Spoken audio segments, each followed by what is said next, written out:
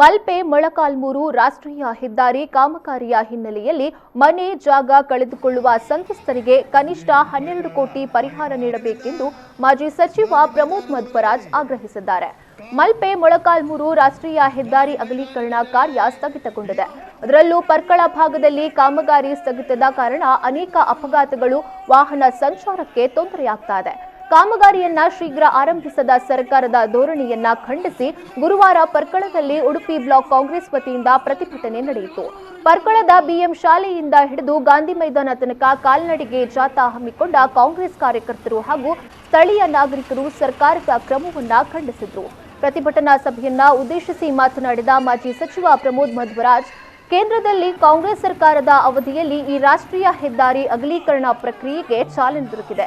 ಆದರೆ ಕಳೆದ 8 ವರ್ಷಗಳಿಂದ ಕಾಮಗಾರಿಯನ್ನ ಮುಂದುವರಿಸದೆ ಪರ್ಕಳ ಭಾಗದ ಜನರ ಜೊತೆ ಸರ್ಕಾರ ಚೆಲ್ಲಾಟವಾಡ್ತಾ ಇದೆ. ಈ ರಸ್ತೆಯ ಅವ್ಯವಸ್ಥೆಗೆ ಜಿಲ್ಲಾಡಳಿತ ಹಾಗೂ ಈಗಿನ ಶಾಸಕರ ನಿರ್ಲಕ್ಷ್ಯವೇ ಕಾರಣ ಅಂತ ಆರೋಪಿಸಿದರು. ಮತ್ತೆ ಮಣಿಪಾಲ್ ಪರ್ಕಳ ರಸ್ತೆಗೆ ಸುಮಾರು 100 ಕೋಟಿ ಕೇಂದ್ರ ಸರ್ಕಾರ ಅನುದಾನವನ್ನು ಸ್ಯಾಂಕ್ಷನ್ ಮಾಡಿತ್ತು. ಮಲ್ಪೆಯ ಕೆಲಸ ಇನ್ನೂ ಕೂಡ ಪ್ರಾರಂಭ ಆಗಲಿಲ್ಲ. ಮಣಿಪಾಲದ ಕೆಲಸ ಸ್ವಲ್ಪ ಪ್ರಾರಂಭ ಆಗಿದೆ. ಈಗ ಪರ್ಕಳ ಬೆಲ್ಟಿನ ಸುಮಾರು 900 ಮೀಟರ್ ರಸ್ತೆಗಳು ಬಾಕಿ ಇದೆ.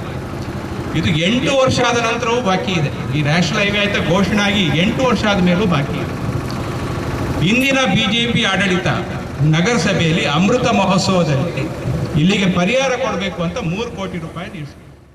ಇನ್ನು ಪ್ರತಿಭಟನೆಯನ್ನ ಉದ್ದೇಶಿಸಿ ಕಾಂಗ್ರೆಸ್ ಮುಖಂಡ ವಿಕಾಸ್ ಹೆಗ್ಡೆ ಮಾತನಾಡಿದರು.